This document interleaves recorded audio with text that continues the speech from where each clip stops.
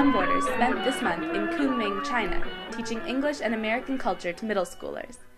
In China today, all students must study English as their second language. However, this has not always been the case. Historically, the language of the foreign society exerting the most influence on China has been the most popular language to learn. 80 years ago, French was the language du jour. Professor Huang Cheng, a 90-year-old former military translator, spoke to us about foreign languages in China's past. In Kunming, before the Sino-Japanese War, when I was about 10, nobody studied English. Most child study le français, French. Because at that time, French cinema, French cafe, everything French. With communism and the USSR's heavy influence on China, Russian replaced French as the language most commonly taught in schools. And the People's Republic of China and the USSR broke their ties. Russian was out and English was in. In fact, the number of people in China who speak English is increasing. Most young people today know it to some degree, while a majority of their parents do not.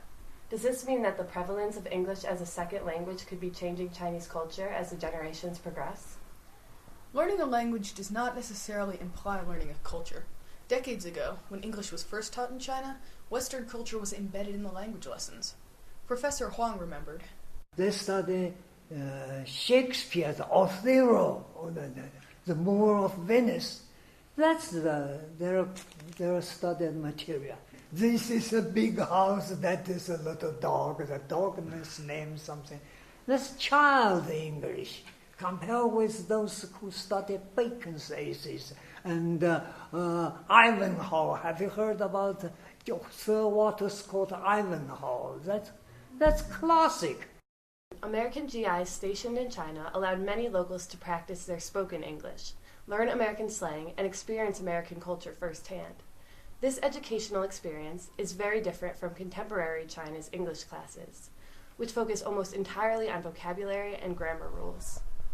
Today, curriculum is based on the rote memorization of phrases and conversations. One day when I was teaching in Kunming, I asked the students when they went to school.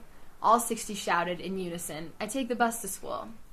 They had memorized the question, "How do you go to school?" and didn't notice my change to "when." The Chinese system is a fierce meritocracy. Only half the students who attend high school can attend university. To become part of the lucky 50%, students must score well on the Gaokao, a 3-day test at the end of high school taken by every student in the country. English, Chinese, and math are the 3 core subjects of the Gaokao, meaning that they are worth 150 points rather than 100. Despite this, being fluent in English might not help you to get a higher score. You or I might actually perform poorly on this section, because the English being tested is not the English that we speak. It's exam English. So-called Chinese English experts have created many special new grammar rules, which students are taught in school and which they must follow in order to succeed on the Gaokao. I was teaching a 7th grade class at a private middle school in Kunming, and I'd written the sentence, "I don't play piano," on the board. The class's teacher, who was standing by the door watching, approached me, interrupting the lesson, and told me that my sentence was incorrect and that I must change it so as not to confuse the students. Apparently, in China, it's necessary to use the definite article before the name of a musical instrument, not optional. So the correct sentence in exam English would be, "I don't play the piano." The Gaokao includes only a writing section for English, meaning listening comprehension and speaking skills are sacrificed in the classrooms, where teachers only teach to the test.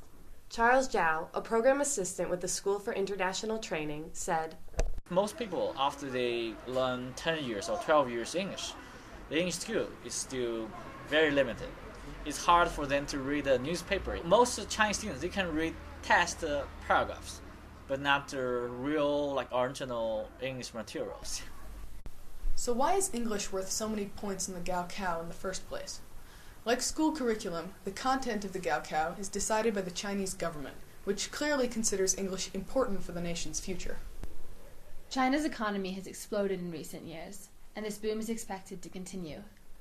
China only opened to the outside world 30 years ago, but currently has the 4th highest gross domestic product in the world, a GDP which grows at an annual rate of about 8%. An increasingly large part of China's GDP can be attributed to foreign direct investment, the amount of capital brought to the economy by outside investors.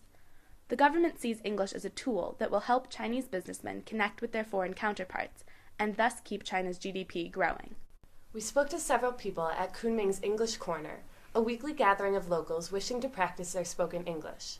One man told us, China is developing, so we should continue communicate with foreigners, and we will develop faster and faster. So, is all this English affecting Chinese culture? Is China's culture changing at all? Yes, a lot. Clearly, it's debatable. I've seen a lot of Western influence in Chinese youth culture. In one class I taught, the students burst into a rendition of My Heart Will Go On.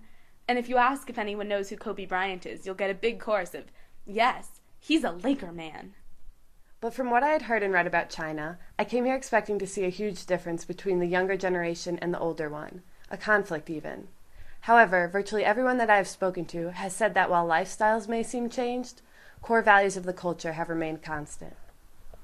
And even if culture is changing, English is not the driving force behind this change. If there had been an influx of English-speaking immigrants, they might have brought culture with them. As it is, language has been detached from Western culture. The way that English is taught in schools without reading real English literature or placing any emphasis on speaking serves to sterilize it. English in China is static and is effectively taught as a dead language. For language to have an effect on culture, it must be as dynamic as the culture itself.